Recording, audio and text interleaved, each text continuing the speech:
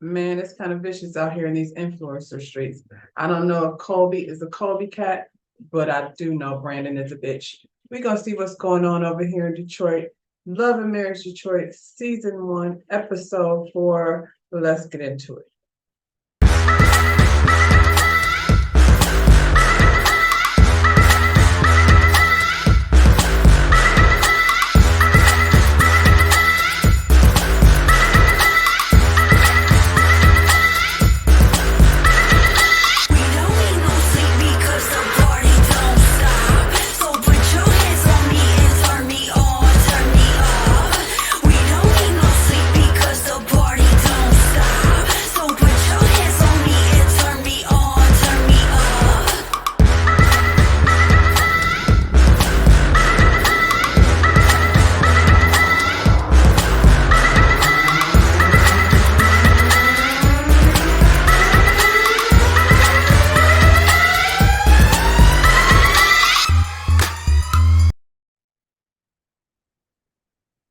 So we pick up where we left off.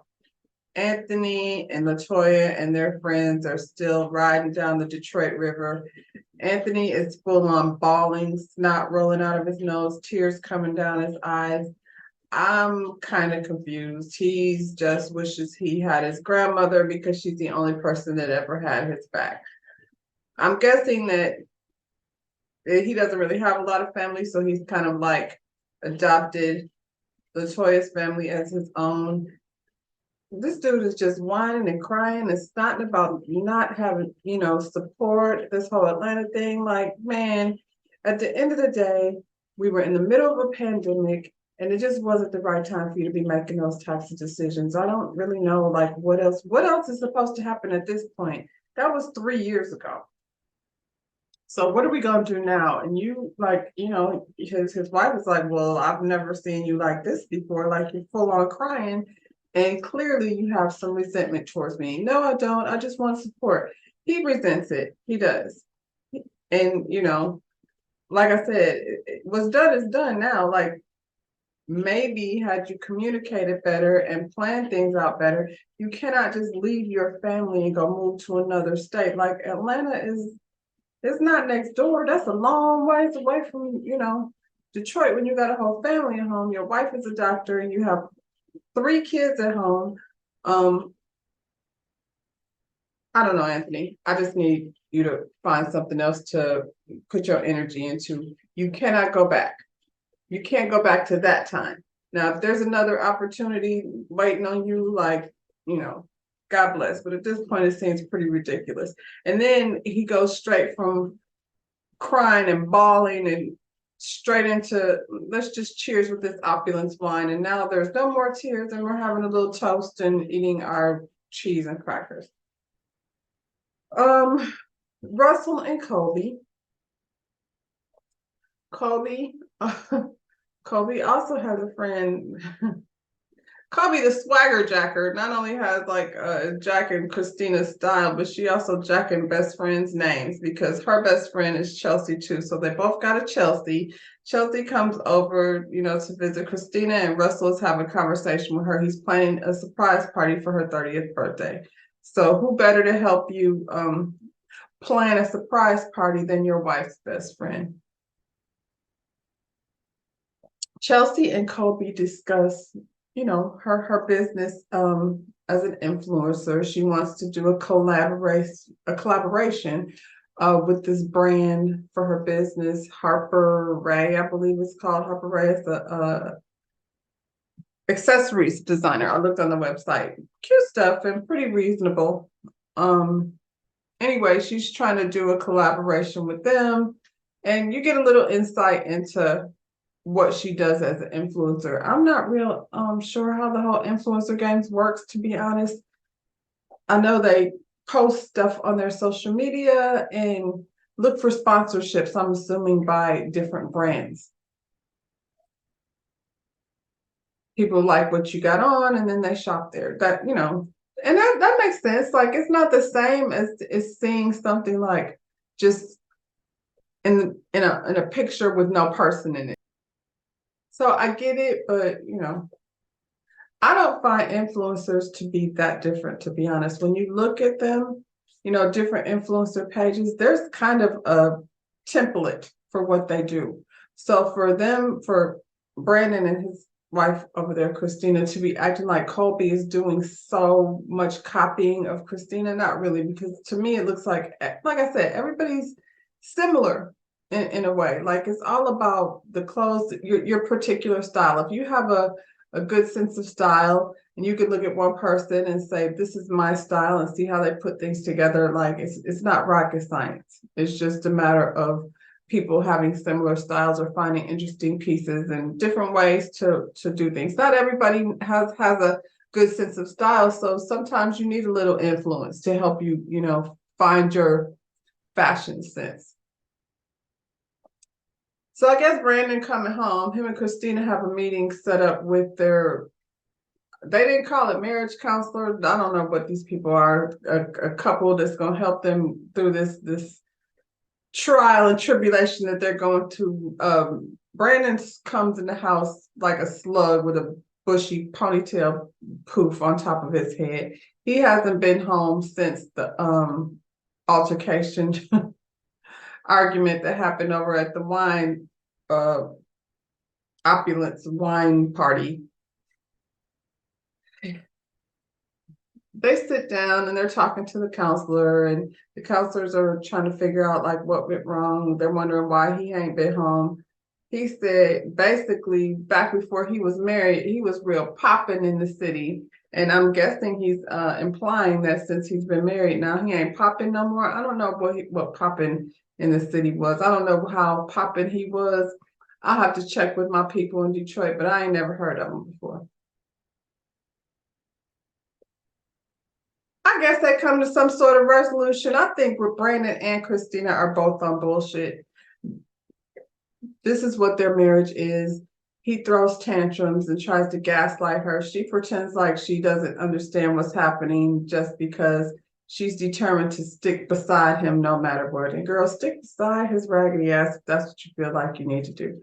Anthony and Latoya go to church. I did not realize that Latoya was also a preacher's kid. So all three of the wives are children of preachers. That's interesting. Anthony has a talk with the pastor. I don't know what Anthony, this is going to be real quick because it wasn't really a whole lot going on. I don't know what Anthony's expectation is in terms of this conversation about him going to Atlanta. Like, I guess he felt attacked at some point by the family that he wanted to support him. The pastor was pretty much telling him, like, from what I'm gathering, the stuff that his wife was dealing with the son, dealing with, being bullied at school and racism and things of that nature. I guess he was a person that stepped in, when Anthony was gone, granddaddy was picking the kids up from school and he's hearing all of this. And I guess he's like, you need to be here with your own children handling this situation. What I don't understand, and I mean, I guess too, like when you have kids in school and you're talking about relocating and things of that nature, you got to take all of that into consideration to be uprooting your kids out of their regular routine and just throwing them into something else. But if the situation is he's at school being bullied, I don't know the ages of their children. But if they said the boys, both of them. So I'm guessing the boys go to the same school and we're dealing with the same situation. I don't know. It seems like something that Anthony, both parents need to be dealing with, not the granddaddy. He's just there to support his daughter. And I guess he's also like, these are not my kids, so bring your ass back home. You want people to support you, but you're not communicating what you're doing and giving them no understanding of what's happening. You can't just bounce and be gone until further notice. That's not how that works. So, like I said, I'm not understanding what resolve he's looking for. I promise you, if he brings up Atlanta one more time, I'm gonna keep listening, I guess, since I'm invested now. But it's really like a waste of time to be so caught up and emotional about something that is behind you. You cannot go back and fix it. All you can do is pursue other opportunities. Maybe there's a different, bigger thing out there that you're supposed to be doing. Maybe there's a reason that the stars didn't align, and that's why you didn't end up in that space at Marvel when when you thought you were supposed to be there. I don't know. Clearly that wasn't it. Because if it was, you would have been there. And if you think your family is worth the sacrifice, well then go. I don't know what else to tell you. Russell goes to visit the gym. So he's doing a walkthrough at the gym, and his friend is explaining to me, just going over basic stuff, like getting an idea of these are the, women and older people use the machines and who uses this, and just getting an understanding of how the gym works. Now, his friend did say that it took him 3 years to start seeing a profit. All the things that he was saying would make sense with any business, whether it be a gym, a clothing store, I don't know, ice cream shop, any business. All of those things seems like a very basic understanding of how a business is supposed to work. You need to know where the money coming from, how much is coming in, how much is going out. He says he's the CEO at whatever the hell it is he does over at the other place. I do not know. But what I do know is he wasn't asking the right questions to me. Why is he selling the gym? Is he still in the red or is he in the black? Is it the black? The red is in the negative. Where is he at? Where is the money at? Why is he selling the gym? He said it took him 3 years to start making a profit. Is this 3 years before the big C or after? Because gyms, it's a big part of businesses that took a hit during that time were gyms, because with spreading of germs and that kind of thing. So the gyms were shut down for a long time. So are people going back in the way they were before? I don't know, because I ain't been back. I was going before, but I have not been back, and I don't have any interest in going back. I don't know that it has anything to do with that necessarily, because I'm out in the public, but I just, but if you're a workout person like him, then I guess, that is what it is. I just, you cannot think that you're going to open a business of any kind and not be there. That's not how that's going to work, Russell. You're going to have to be there until you get staffing and all of that stuff in line. So I want to know why this man don't want to be the gym no more. Because if it's making him such a profit, and he said he was one of the owners, so where's the other owner? We need more. We need more information, Russell.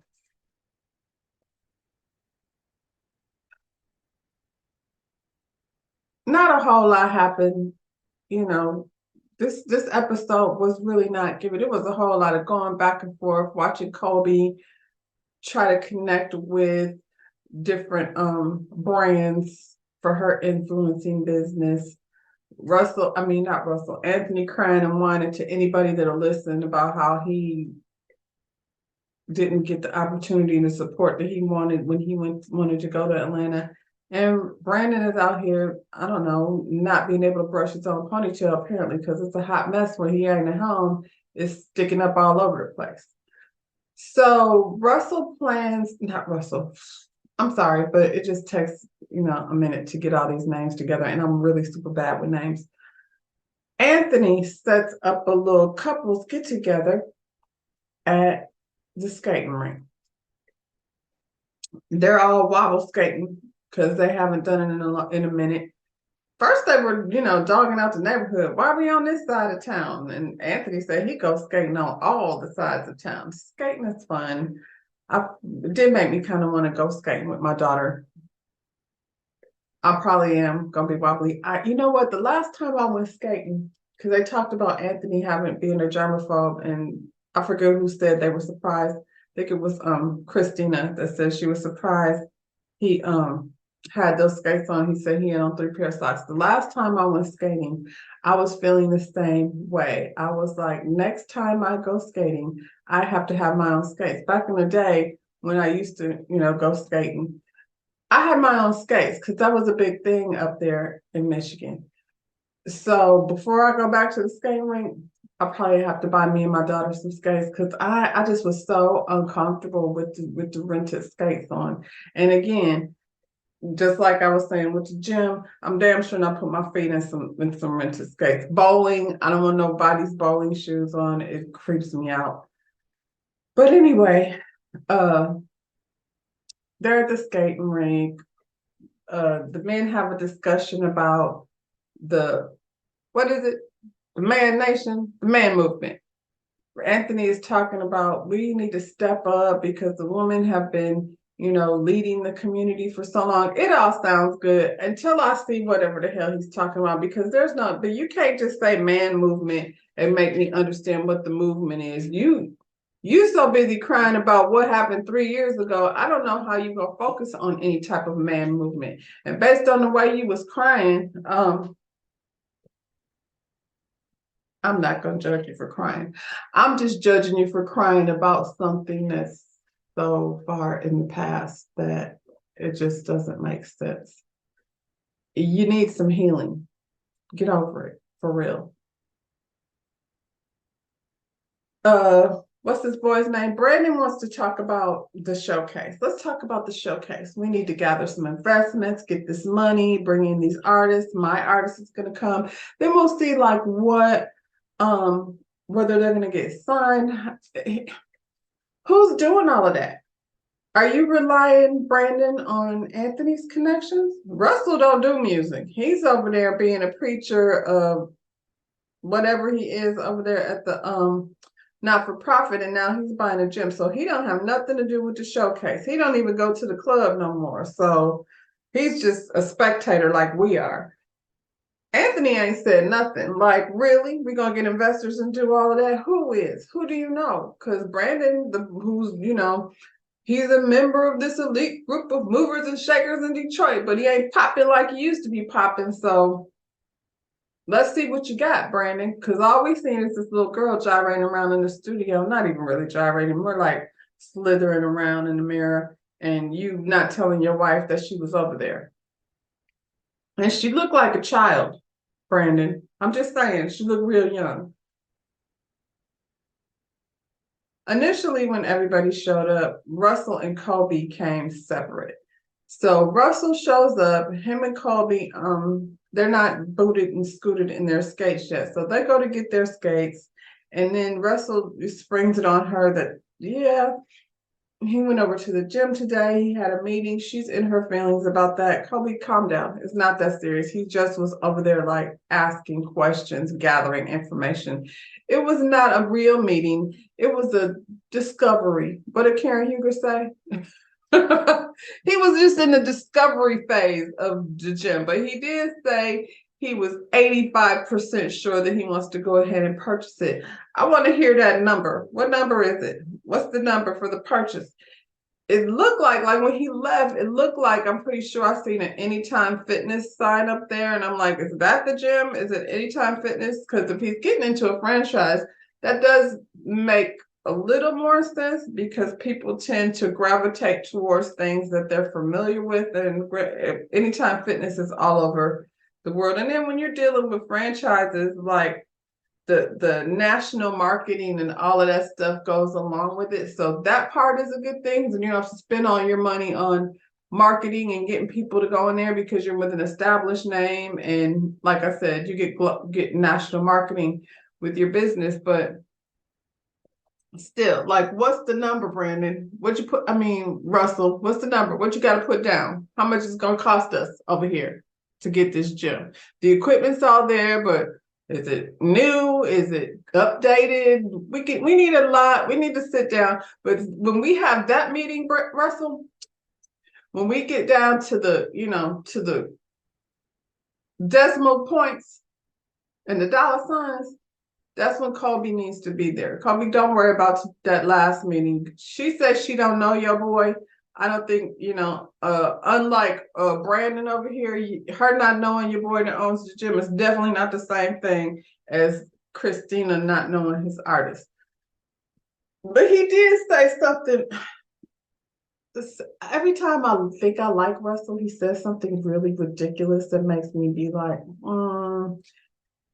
I'm not fooled by your cute face, boy. He said he's the visionary. I am the visionary, and it is your job to execute the vision. And so, even though I probably won't be able to be there on the day-to-day task, you can move away from what it is you're doing and come over there and do that. So, did he just say he want her to go work at the gym, leave behind her business as an influencer? I don't know what happens as an influencer. Like, what's the next step after you're an influencer? I mean, she's on a reality show, but I don't know, like, how long a career can you have standing in front of your mirror at the house trying on outfits? I don't know. But I know she said she ain't about to work at that gym. So, and I said standing in front of your mirror trying on outfits because I went to their Instagram because I wanted to see what this influencing that they was doing was all about. Colby's Instagram is pretty much her trying on things. And I mean, I was looking at the brands, like everything from Zara to TJ Maxx. She has some big brands now. I don't know how much money she's making from these brands, but she tries on the clothes. She looks very cute in them. She puts together these different looks, and then, people could go to, the Zara website and pick up one of those things. So I get how the businesses make money. And I get how they make money. Obviously, there's some pay involved with you being not a sponsor, but I guess an ambassador to some of these bigger brands. Especially since these ladies are now on a platform, with this TV, with this reality show. Their styles are not even really that similar. Like, they both have the husbands and the babies, and who doesn't love a cute little baby? So that to me was the only similarity. Like, their styles are very different. Colby posts a lot of more activewear, and I mean, she has a variety of things, but I feel like there's a lot more activewear where the everyday woman can be like, oh, I like that. I like this athleisure. Let me go over there and see where she got it from. And when you look at Christina's page, it's a little more, it's not formal, but very much after 5, not evening as in ball gown evening, but when you're going out to dinner and that kind of thing, it's a little more dressy. But aside from that, I didn't really find that much similarity for them to be calling her a swagger jacker. But like I said, if that's the case, then everybody's swagger jacking, because all the influencers pretty much look the same. It's just, like I said, your sense of style and how you put things together. So the ladies sit there talking. Let me say this before we call her a Colby cat and a swagger jacker. Christina has 28.8 thousand followers, which she up a bit from where she was when the show first started. Because when I first looked, she was at 27,000, which I felt like is not that much. Because I've seen girls that have 1 million, 2 million followers, and I'm like, I don't even know who she is. 2 million people be following this person. And more, like I said, more than likely, she's not even wearing any clothes. Mostly she's just sitting somewhere in a swimming suit. So, and I really don't think they're selling swimming suits. I'm just saying. Colby has 55.9 thousand followers. So Colby has actually got almost double the amount of followers that Christina does. So, I mean, let that marinate. They sit down and talk. Latoya just sitting in between them, like, not knowing what the hell these do. She's the whole doctor. She's probably like, influencing, okay. They sit down and have a conversation, and they start talking about what happened, because Colby reached out to this brand, Harper Ray. She had whatever the collaboration was supposed to be, Harper Ray. And Harper Ray is a local person, so they know her personally there in Detroit. So she says she was already working with Christina, and that maybe they should communicate with each other, because I guess Harper Ray was trying to not step on any toes. I don't know why that would be. I don't know why they can't be both involved with this. Like, if I get a sponsorship from Zara, why wouldn't you be able to do it? It doesn't make sense. Like, I'm sure Zara has plenty of people. Like, they probably have a number of influencers that they hire on a yearly, annual basis. So I don't see why they couldn't both do it. But this person was like, why don't you, like, talk to your girl first, because I don't want, no confusion, basically. But since she knows these people, maybe that makes it different. And maybe it's just the timing. I don't know. I don't know what the confusion was. The only person that was making it confusing was Christina. And at the end of the day, Christina, all you should have to say was, nah, not this one. So Colby has been texting her to when she first texted her to, like, inform her of what was going on. And since Colby looks up to Christina, I feel like she was, like, excited with the opportunity. Like, we've been talking about doing a collaboration. Here's the opportunity to do it. Christina is over there like, I'm confused.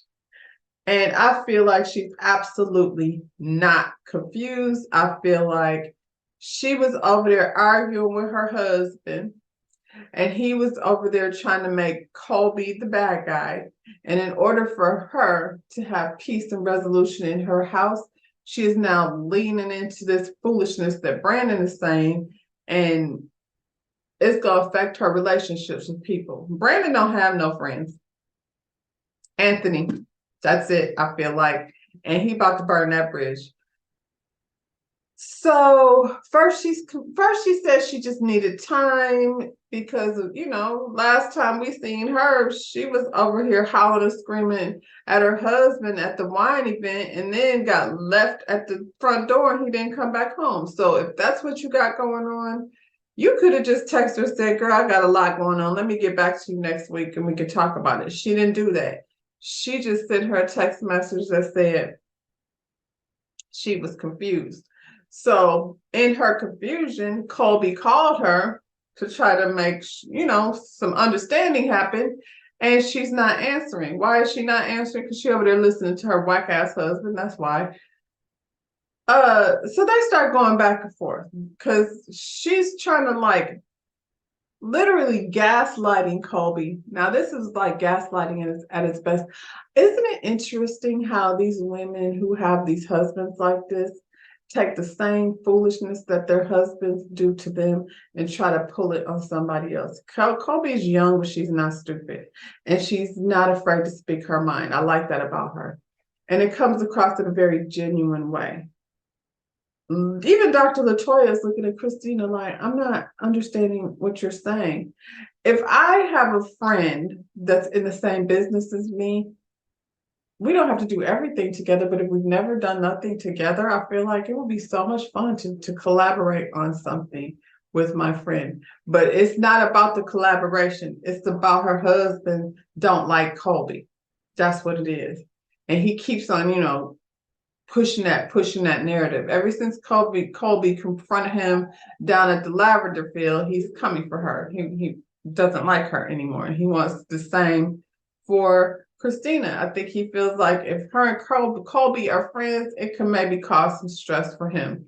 Plus, Colby is young. Maybe she might run into the young girls that he'd be bringing up to the studio to pretend like he's mentoring or developing or whatever it is he's supposed to be doing over there at the studio. So the ladies are going back and forth and it gets a little heated. And so then the husbands, like, leave their man conversation and come over there to see what's going on. So Russell jumps in the conversation. He's trying to mediate. He's not understanding. They give him a little bit of an explanation. And he's like, well, y'all are friends. Like, how come you couldn't, like, call her up and say, yeah, no, this is, you're doing too much. Maybe we should slow it down a little bit. Like, 100%, everything Russell was saying is, you guys are friends. You should communicate with each other. It don't even have to be this. So then Mr. Brandon wants to jump in the conversation. And he said his wife was like upset with him because he didn't defend her before. So he wanted to defend her now since Russell was talking to his wife. Now, Russell wasn't talking to his wife in a way that's disrespectful by any means. He was actually talking to both of them, saying, he did not say Christina specifically. He was saying, y'all are friends. You should talk to one another. Y'all, well, Colby was down to talk. She didn't already called. She told Christina, if you were having a hard time, it's okay to say I'm not okay right now. And Christina's like, well, did you put that in the text? And Colby's like, that's not something I feel like you should be texting. That's something that, I want to pick up the phone and call. And it's true, because a lot of times you don't get the tone of a conversation from a text. I've been in not with my friends because they're not stupid, but in relationships, I've been stuff has gone left just from text messages because you don't get to, what do you mean by that? You could say, okay, why do you say okay like that? So, just pick up the phone and talk. Brandon jumps in because he said he's going to defend his wife. Oh, you don't want to defend your wife at the wine event. You actually had pleasure in watching your friends pile up on her.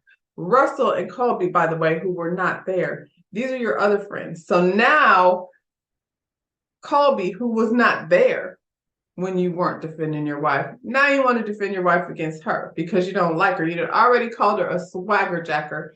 And he's like, well, like this has happened before. Like, wasn't there some instance with a makeup artist that you were like trying to, scoop from her? And Colby's like, my agency is the one that tried to connect me with that makeup artist. I did not try to copy her or go, poach her makeup artist. And I feel like in that particular industry, like I feel like here, there's probably 3 or 4 makeup artists that you see at every event because those are the go-to for certain situations. I know there's a stylist here who actually is really funny because she started out way back in the day as my client. I remember when she was just getting into it as a young girl. She was my client, and I've seen her grow from looking for particular jobs. Matter of fact, I feel like she went from working at Neiman Marcus or something into being people's stylist. So, and now when you see different events going on, she's the go-to girl in this area because of her reputation. So it doesn't surprise me. Like when you go to a photo shoot, there's probably a makeup artist and a hairstylist. There's a certain few that get called into the same thing. So no, she was not trying to poach the makeup artist. She said her artist, her agency connected or reached out to that person. And Russell asked Brandon, like, are you trying to start something? Because this ain't where the conversation, I was over here telling them they need to get along, and you're over here bringing up, clearly they have been talking about this behind the scenes, Brandon and Christina. Now, we saw a couple weeks ago when she came from her book of rules, he was over there trying to say that it was Colby's fault that they got into it in the first place. So now he's getting in this opportunity to really dig it in on Colby. So he's like, there's been several things that you have done. And she's like, name one. He's like, well, I can't recall right now. But some of the things that you're doing is making you look like a Colby cat. So when you say something like Colby cat, that tells me you and your wife been over there talking about this for a minute. That didn't just pop out your mouth. Y'all have been over there discussing how you feel like Colby is copying Christina and Chris. And Colby, she picked it. She was like, all right, well, that's how you feel. Why didn't you say something? And Russell's like, you know what? We're not even doing this anymore. Colby got up and left. Russell walked out behind her. Latoya is sitting there like, this is so dumb. And Latoya did ask her, like, so if y'all had talked, would you have wanted to work with her? And Christina didn't answer. And Colby's like, no, obviously not. Obviously not. Are you jealous of Colby? I'm not understanding. And a lot of times I think, and you on the outside looking in. So when you look at this cute little young couple over here, this young girl whose husband still likes her, is there some envy there? excuse me, because they have not been married for 14 years. So her husband still very much, he still likes her. He defends her in a way that your husband doesn't. Even in that moment, he wasn't about to let you or your husband go ramble and stomp over his wife, not the way y'all were trying to do it. So that's unfortunate. That's unfortunate, Christina. Now I see you in a different way than I did before, because you sat up there and let your husband turn you against a person. And you, before, a couple weeks ago, was like, that's not what that is. You know, you were defending her. So clearly you've let him change your mind. You would rather sit there, and even in that moment, you didn't look like you were comfortable with it. You were just glad that he finally stepped up to defend you. And that ain't really what he was doing. He wasn't defending you. He was attacking somebody, your friend. So now you about to lose a relationship. You gonna be stuck with nobody, because he ain't coming home. He ain't gonna turn no new leaf. He gonna be down to the Star Factory, I don't know, pretending like he working, and you're gonna be stuck at the house. So I hope that works out for you good. Hopefully Chelsea is still be coming through. Yeah, Chelsea is still come through for you. She's your friend. It looks like next week, Russell and Brandon are going to have a meeting to discuss what happened at the skating rink. Russell told Brandon if he wasn't saved, yeah, I would have whooped your ass that day. Brandon shows up with a shirt that has Christina's picture all over it. Now, that ain't corny. And then it looks like Anthony and LaToya meet up with Christina and Brandon, because they have been uninvited to Colby's birthday party. So there's a divide in the friendship. Christina and Brandon, now we don't know yet, but it looks like Christina and Brandon are about to try to get Anthony and LaToya to pick sides, and they're not picking your side. It doesn't look like it's going that way. So we 4 weeks in, and the friendships are already fractured. This is every week. First week, Brandon and Christina fighting at the Lavender Field. Second week, Brandon and Christina fighting at the what do you call it? Wine event. It seems like everywhere Brandon and Christina go, they start some shit. Down to the roller rink, they starting some mess. So I think the people are done with y'all's mess already. We'll see what happens next week, but I know it was rough out here with these influencer streets, y'all. Don't forget to like this video, subscribe to my channel, and we'll see you next week down in the deep. Bye, y'all.